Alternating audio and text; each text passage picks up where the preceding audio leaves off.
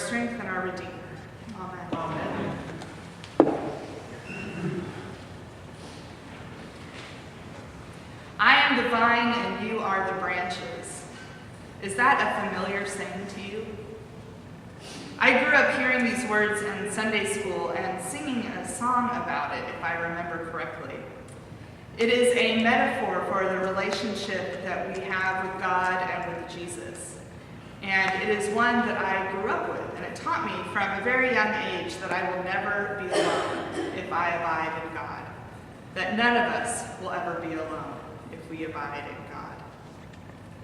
And then I grew up, and life happened. And the framework that I had for my life, the ideas about what an adult life would be, quickly fell away when I realized in young adulthood that it just wasn't going to happen as I had planned.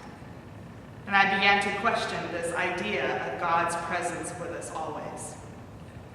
I think this is a pretty common experience, to be, on the one hand, fully immersed in this idea of God being with us always, and on the other hand, wondering, how does this really work?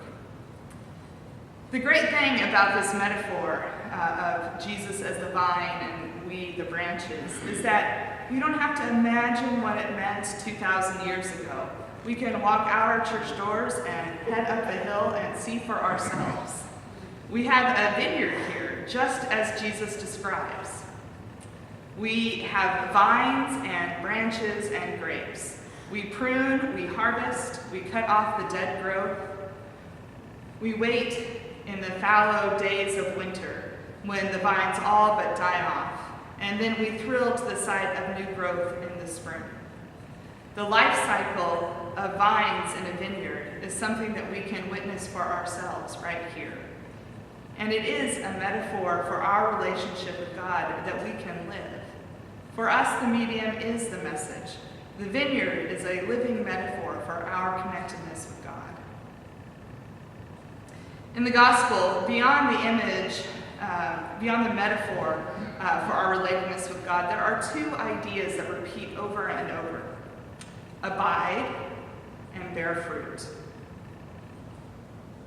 If we abide in God, we will bear fruit. It's beautiful imagery, but I'm not sure exactly what it means. What kind of fruit are we to bear? Or put another way, what is to be the outward and visible sign of our unity with God and Christ and with one another? I think the answer to this question is about as endless as the metaphor itself. There are so many different kinds of fruit we can bear. How do we know what we are supposed to do? And if what we are producing with our lives is the kind of fruit Jesus is asking us to bear. Years ago, I had a mentor who told me that our greatest gifts in life, whatever our God-given talents are usually things completely unknown to us, but so obvious to other people. Have you ever had someone give you positive feedback that surprised you? Found yourself thinking, wow, I didn't even know I was doing that. That's because this gift you have is so much a part of you that you don't even recognize it for yourself. It's just simply who you are and the way you are in the world.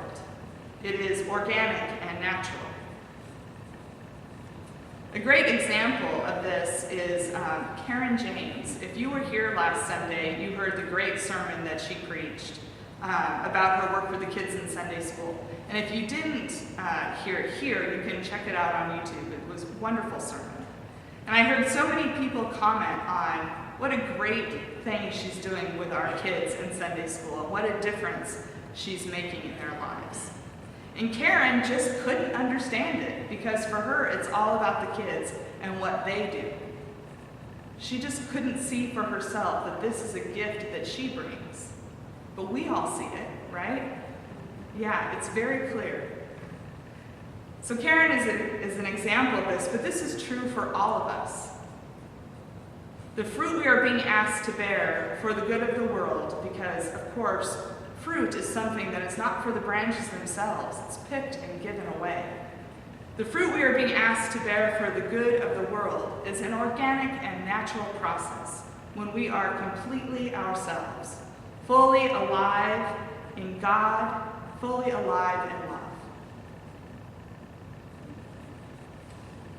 What gets in the way of us doing this, those parts of ourselves that need a little pruning from time to time, is basically us. Our egos, our desires, our forgetting who we are and where we belong, to who we belong, our insecurities, anything that prevents us from this idea of abiding in God, anything that prevents us from living into that fully. We heard today a beautiful passage from the first letter of John that is very much in sync with the gospel reading. The author writes, "God is love, and those who abide in love abide in God in them." Bishop Robert Anderson, who is now deceased, but was an assisting bishop in our diocese after he retired from his work in Minnesota, used to sing those words at the end of every service as a blessing. That is the way Bishop Anderson sent us out into the world. God is love, and those who abide in love abide in God in them. It's all about love. Living our lives in love with God as our center, not with our very human fears and insecurities, our egos, none of those things being the center of our lives, but with God as the center of our life. Abiding in God means that we will organically bear the fruit that Jesus is speaking of. Abiding in God means that we will be productive members of this body, even if what we produce is something we never know or recognize that we are doing. Abiding in God means that God is truly always with us. The proof of God's presence in our lives is not found in what we have in this life.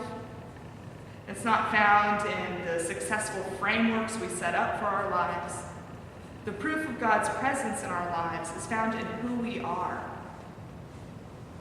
in our being, who we are, and how we live our lives, and ultimately, like Jesus, in how we die. The takeaway piece from today's gospel is really the sense of abiding. Put your energy there. Focus on love, on God, on your spiritual life. And the fruit that you are being called to bear will be an organic process completely beyond your control. And in it all, regardless of what is happening in your life, you will know that you are never alone. Because God is love, and those who abide in love abide in God, and God in them.